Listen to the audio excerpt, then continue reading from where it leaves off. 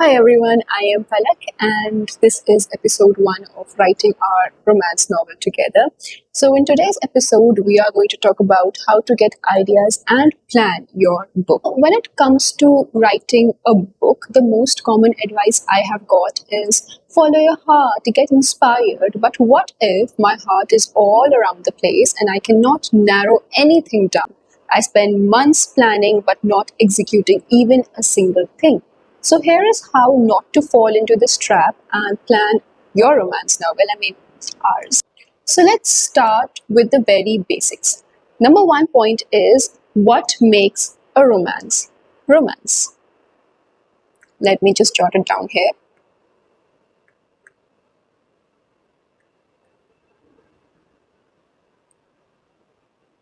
Now, a story is only considered a romance if the central plot is equal to a love story.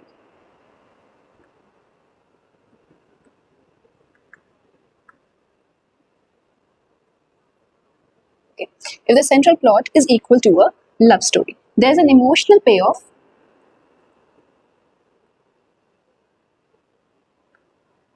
which means it either has an HEA or HFN. Now, HEA is happy ever after, and HFN is happy for now. Now, these are the two types of ending every romance novel has. Alright, so if you are writing a thriller and it has a love story, it is not equal to romance. A romance is where love drives every single decision. That is your genre, romance. So, whenever you are starting to write your book, the first question you should be asking yourself is what if I remove romance from the novel? If the story works, then it is not romance. You need to recontemplate on every single thing. Now, let us come to the part where we discuss how to get these ideas. Now, number one is stop waiting to get 100% original ideas. No, 100% original ideas are not important. Why? Because nothing is 100% original in a romance. What's original is your voice, your emotional angle, and your character dynamics. So instead of asking what new idea I can get, think about what familiar idea you can pick and make it feel more personal and intense. Now, there are three reliable ways to get ideas. Let's move to them one by one. Number one is trope plus tension method. Okay, this is the most practical method you will come across. So you have to, in this, you have to pick a trope. Trope as in enemies to lovers, friends to lovers, grumpy into sunshine, forced proximity, neighbors, anything. So trope is basically a promise you made to the reader. Your job is to deliver it and subvert slightly. Now that you have your trope, you're going to add tension to it.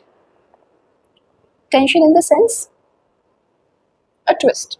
So, for example, you have fake dating, but you're not allowed to fall in love. Okay. For example, you have enemies to lovers, but somehow they are texting each other anonymously. The best example of this is from Divine Rivals by Rebecca Ross. I hope you have read it. Okay. So, the formula you get after this method is trope plus twist or tension equal to your story. As simple as that. The second method is the what if method. You have to train your mind to ask what if questions.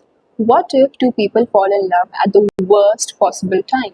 What if love solves one problem but creates another one? What if they should hate each other but one doesn't?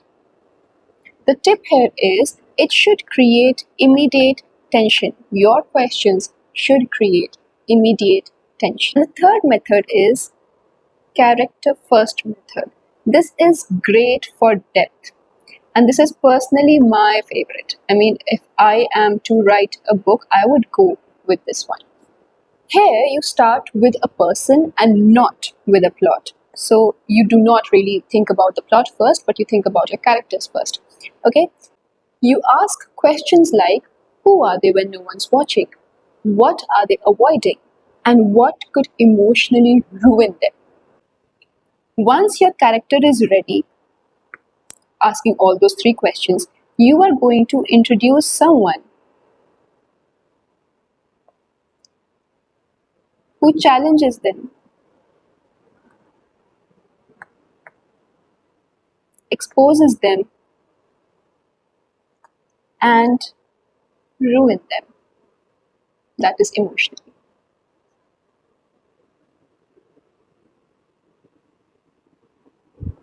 But along with this, you also want someone who changes them. This is very important for your character arc. So the structure which you get is two people. Forgive me for my very terrible, pathetic handwriting. Two people who dash must overcome dash because dash. And this is your template. Whenever you feel stuck, you must return to this sentence. For example, I'll give you an example. Two childhood friends must confront their past because one of them never actually moved on. So I'll write here who, that is childhood friends, overcome what? Past feelings. Why? Because one of them never moved on. That is your story.